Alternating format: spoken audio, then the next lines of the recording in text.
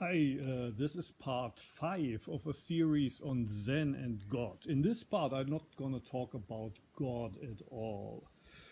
And it's not about Zen neither. I was inspired this time by a podcast by Sam Harris, where he talks with the German philosopher Thomas Metzinger. They talk about consciousness, among other things. Metzinger is doing research on consciousness. And at one point into the podcast, they talk about the philosopher Chalmers and his so-called hard problem of consciousness. The hard problem of consciousness, as far as I understand it, is basically the question, why is there consciousness at all?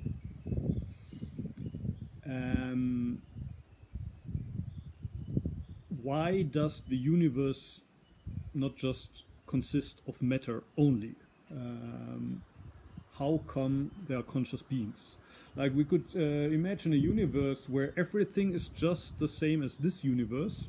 There's also human beings. They talk like us. They express themselves just like us. The only difference being they're all unconscious. Nobody is conscious in that universe. And it should all work just as in our universe. Everything should be fine without consciousness. How come there is consciousness?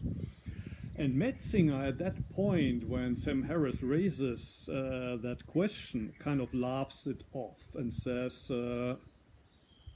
that's the kind of problems we were discussing last century. And it was interesting at the time, and everybody was engaging in the discussion, but now we've moved on. We've passed that problem. And it sounds as if Metzinger thinks that the problem is solved. So now researchers of consciousness have found the answer to the question why there's consciousness. And Sam Harris seems to be hesitating there, or he seems to be of the opinion that the problem as it was posed by Chalmers is still valid. Why is there consciousness? It seems that the answer to the problem that Metzinger supposes is valid is we have brains, they do complicated computations, they process information.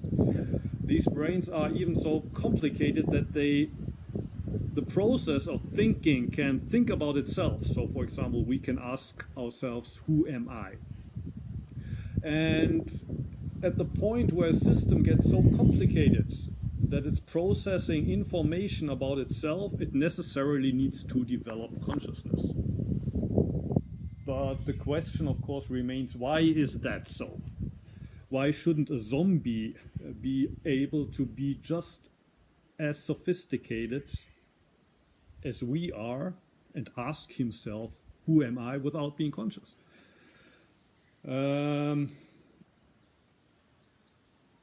I basically share the point of view of Sam Harris that it's a mystery. It's a mystery that there's consciousness in that universe. Sam Harris uses the expression, the lights are on. We could imagine a universe where there's no consciousness. The lights are out.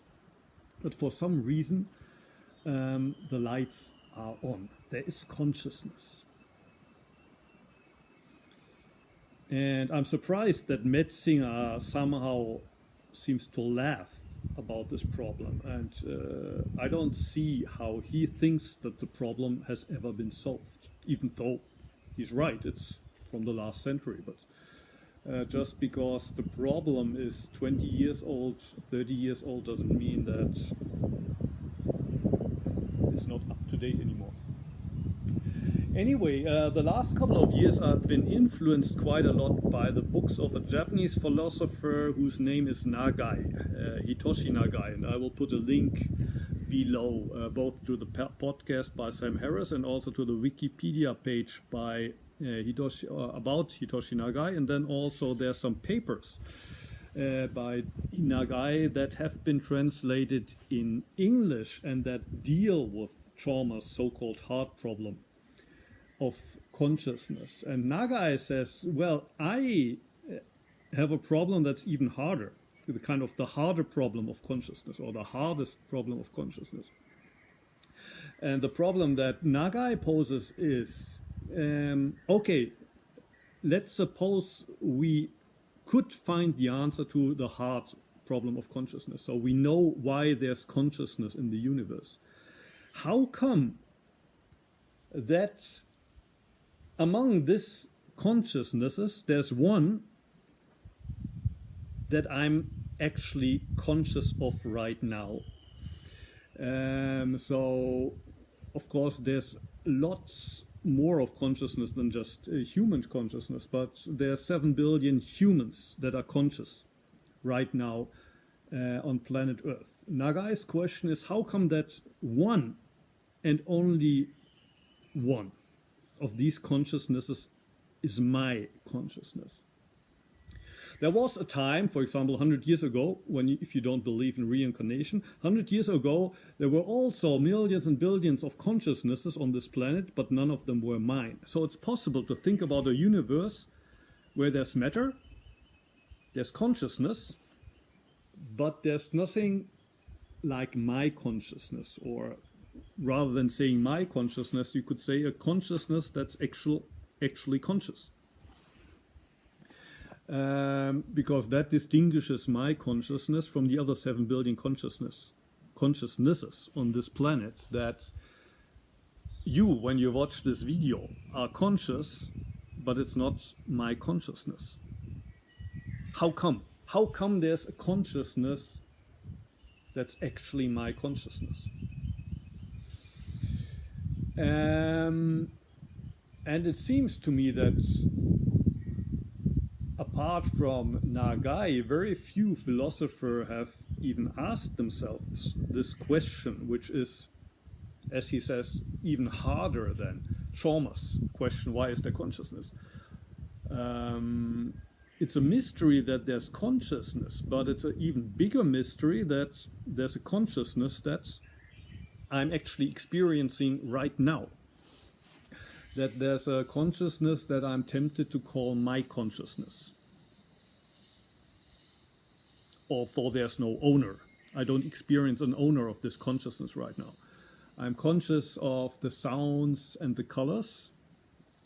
I'm not conscious of the person or anyone who's conscious there. But because I'm not a solipsist, that means I do not deny that you are conscious when you watch this video. I'm sure there's somebody out there, there's many people out there who are also conscious. Still, for some reason, that consciousness is not this actual my present consciousness. So that's why I need to talk about my consciousness, although there's no owner of this consciousness. So Nagai's question of why is there one and only one consciousness that is my consciousness is like asking, how come there's one and only one day, which is the present day, which is in our case June 14th 2018. How come today is June 14th and not June 13th as it was yesterday, or maybe June 20th, which might be the day when you watch this on YouTube? How come today is June 14th? It could be any other day.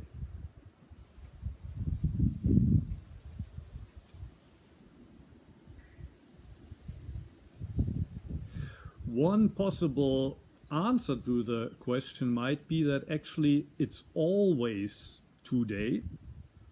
It's just that the content of today is changing. Actually, today is the same day as yesterday. It's just that yesterday the content of this day was June 13th. Today is June 14th. Tomorrow it might be June 15th. So the content is changing, but the present moment is like an open space that in itself never changes. It's just that the content changes.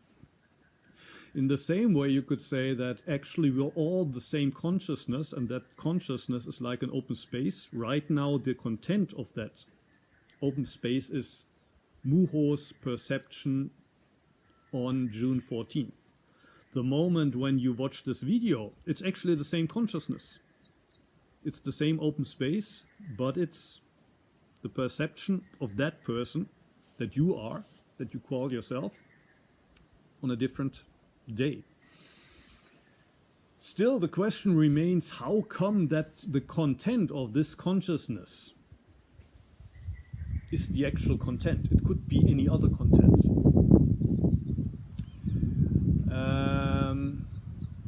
I don't know if anybody has ever found an answer to that question. I asked the question before in these on God and Zen videos. And I'm surprised, as I said, that some people think that Sharma's heart problem of consciousness has been answered. I don't know the answer. And Sam Harris seems to be of the opinion that it's actually a mystery. It's still a mystery that there's consciousness, and it's an even bigger mystery that one of these consciousnesses is my consciousness. The content of this consciousness is the perception of a guy called Muho sitting in Antaiji on June 14th, 2018. Why? Could be any others. It could be any other person's perception. It could be any other day in the history of the universe. Okay, so much for today. Maybe a connection to the very first question that I asked in these Zen and God videos about the difference between it and this. The point was, Brett Warner translates Dogen Zenji's immo as it. I prefer the translation this. And it and this, to me, are completely different things. It is something like consciousness itself, while this is the actual consciousness in this moment. So translating immo as it or this, both is fine, but there's a fundamental difference, being the same difference as asking why is there consciousness in the first place, and asking why is this my consciousness. It's a big difference. To me, I don't see how these two questions could ever be the same questions. Okay, but so far for today. Thank you for watching.